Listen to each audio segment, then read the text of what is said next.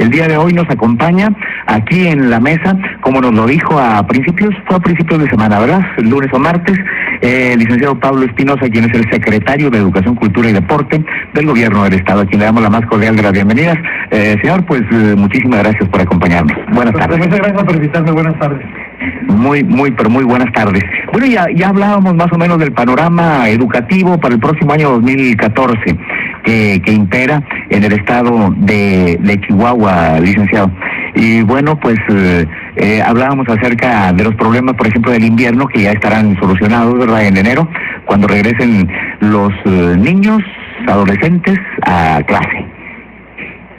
Pues es una agenda que la traemos muy pegada. Sin duda va a ser una respuesta muy positiva del gobierno para que este compromiso que hizo de atender a un determinado número de centros educativos que están o tienen determinadas características muy definidas, muy específicas, podamos brindarles el apoyo para que puedan tener este servicio tan importante de mejorar el ambiente, para que pueda el servicio educativo brindarse con mucha calidad, ¿no? Claro, casi es vital, ¿no? El hecho de que los niños no tengan frío.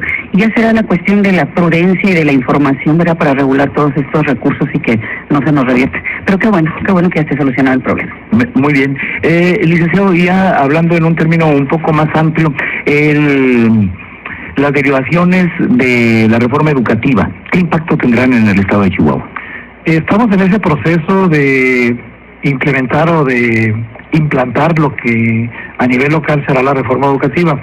Este año ha sido definido de una manera muy certera y además muy prudente como un año de transición, en lo que habrán de convivir una serie de reglas formales, muchas de ellas, y de prácticas no necesariamente formales, que se han venido suscitando, han venido dándole vida al sistema educativo chihuahuense.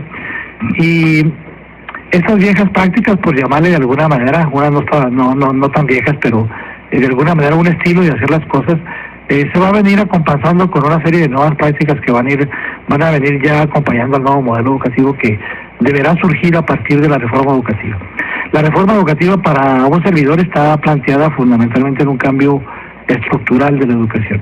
No es un cambio que se da en el contenido de los libros de texto, en los programas de estudio, en los materiales educativos, se da en la manera en que está organizada la educación.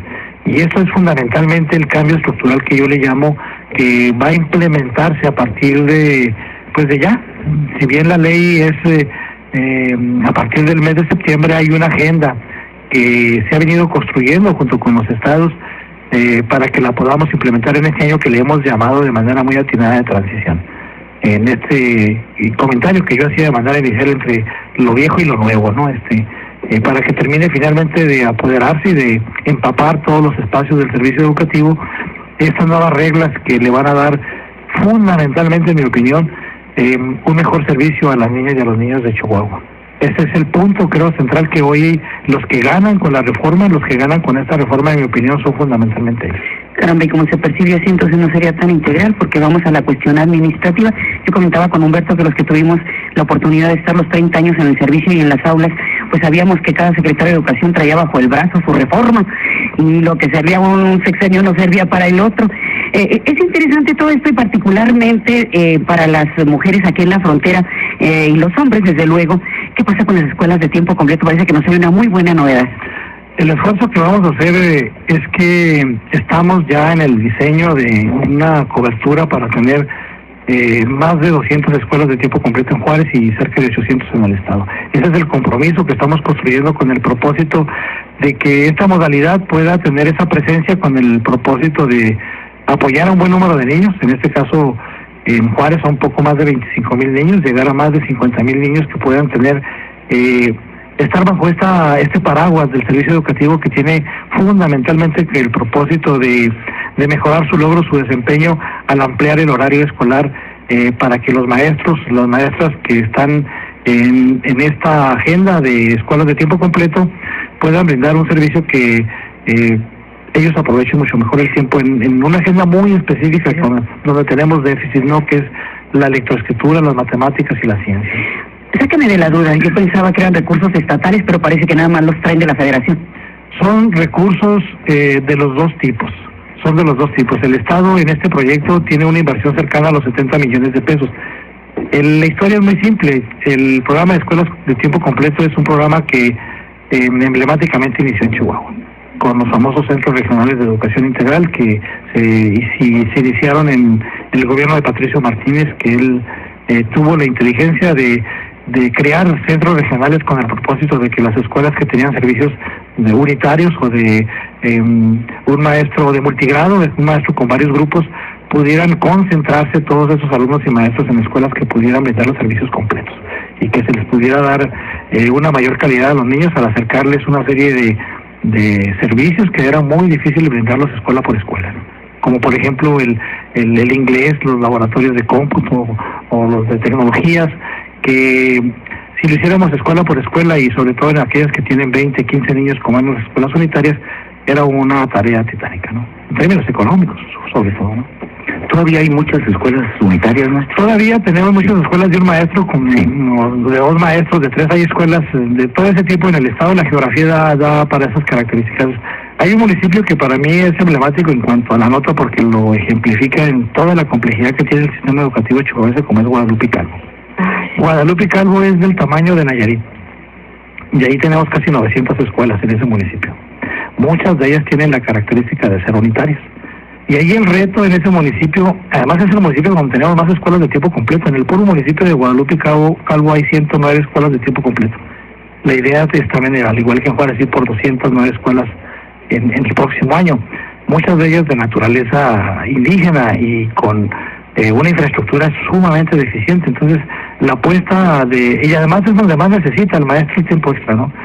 Un maestro que le da clases a los 6 grupos necesita más tiempo para apoyar a los alumnos. Y si lo hace nada más en el tiempo regular, difícilmente los va a atender. Entonces, el programa está orientado a las escuelas de tiempo completo, que tengamos todas esas escuelas donde el maestro necesita más tiempo y que ese más tiempo se le reconozca desde el punto de vista económico, pagándoselo, para que pueda brindarle un servicio mucho más amplio a los niños que él atiende y que en muchos de los casos son niños desde primero hasta sexto año. Y esta apertura del tiempo es en ese plan, en ese propósito de que tengamos la posibilidad de que los niños estén más tiempo en la escuela, atendidos por un maestro especialista que les va a brindar una formación mucho más completa e integral al ampliar el horario escolar. Caramba. Y a veces nos preguntamos en la cuestión de prioridades. Dice, no, pues la lectoescritura, las matemáticas, a seguirle dando en las horas extras. ¿Y qué hay de la educación del espíritu, de la formación, de las cuestiones que tienen que ver con la ética y la estética? El programa lo cubre, no lo elimina. El programa de formación en la escuela, en primaria y de manera general en la educación básica, el programa lo cubre. Sin duda es un tema relevante, importante, porque no solo se trata de que tengan habilidades para la vida, sino que también, o para el trabajo más específicamente, sino que también salgan buenos ciudadanos. Y esta agenda es para el gobierno del Estado importante. Debo decirles que en próximos días iniciaremos de una manera muy puntual en Juárez con un proyecto de convivencia escolar, en el que sea una estrategia mucho más amplia, mucho más integral, sobre todo en secundaria, para tratar el tema de la violencia escolar. Nosotros consideramos que el tema de la violencia escolar no es un tema que nace en la escuela, es llevada a la escuela por una repercusión o por una continuidad de lo que sucede fuera de la escuela. Se manifiesta en la escuela y en la escuela vamos a hacer lo que nos corresponde hacer por ese tema. Pero sin duda hay otra parte que le corresponde hacer a la colectividad, a la comunidad de manera general y de manera muy especial a los padres de familia, al entorno cercano del niño, para que estos eventos de violencia, sobre todo aquellos que tienen un sesgo discriminatorio, aquellos que tienen un sesgo de minusvalidar al otro, sean temas que no sean presentes en esta agenda de la violencia escolar, ¿no? Entonces, es un programa muy interesante, muy que ya lo hemos probado de manera muy puntual y que lo vamos a dejar de pilotear para ponerlo en una cobertura mucho más amplia en un gran número de escuelas secundarias de Juárez, una convivencia entre los directivos, los maestros y los padres de familia y los propios alumnos. ¿A qué grado es tan preocupante este asunto de la violencia escolar? Bueno, antiguamente la violencia la ejercían los maestros, ¿no? Era el monopolio. El monopolio de la fuerza. Vamos, las hojas, las abejas de burro, el hormiguero, el contrario, que tiene esa historia que es terrible. Sí, la regla pedagógica, ¿no? No, pues a lo mejor esa es la disputa real, ¿no? Como que ahora han perdido el monopolio. No lo quiero compartir. No está dimensionado, de alguna manera no está dimensionado. Sin duda, aquí está en el marco de una opinión sumamente personal, sin que yo tenga los elementos como para decir que forman parte o son parte de un estudio. Mucho de esto se debe sobre todo a la percepción que se tiene el muchacho sobre sí mismo, ¿no? De que no es valorado ni reconocido ni en la comunidad ni en la familia. Y este tipo de eventos para ellos es relevante porque este tipo de agresiones o de manifestaciones, si son grabadas, es mejor porque lo van a subir a una red social y a partir de esa red social voy a ser conocido y famoso. Y ese ejercicio, pues de alguna manera muchas veces tiene que ver con una percepción de lo que, desde lo personal de cada uno de los muchachos, ¿no? Y que está en la agenda de que la educación tiene que ser una tarea donde la tarea del maestro y de toda la comunidad sea siempre reconocer el esfuerzo que hacen estos como comunidad y fundamentalmente los muchachos para su formación, ¿no? Sí, hombre, una sacudida en el sentido de que las horas de clase y los recreos y los recesos no son para que el maestro descanse, sino que esté más pendiente que nunca. Y con la experiencia que hay, dice uno, en un salón inmediatamente te das cuenta cuál es el gallón, cuál es el que trae la discordia y cómo contrarrestarlo. Entonces yo creo que la primera medida, señora, a propósito de grabación y de redes, que nadie entre con celular a sus escuelas, aquí tan chiquitos, ya no tienes que grabar, pues ya no tienes para qué paliarte, en gran parte, ¿no? Claro, sería una excelente medida. Licenciado, si nos permite, vamos a hacer una brevísima pausa, la primera de nuestro programa.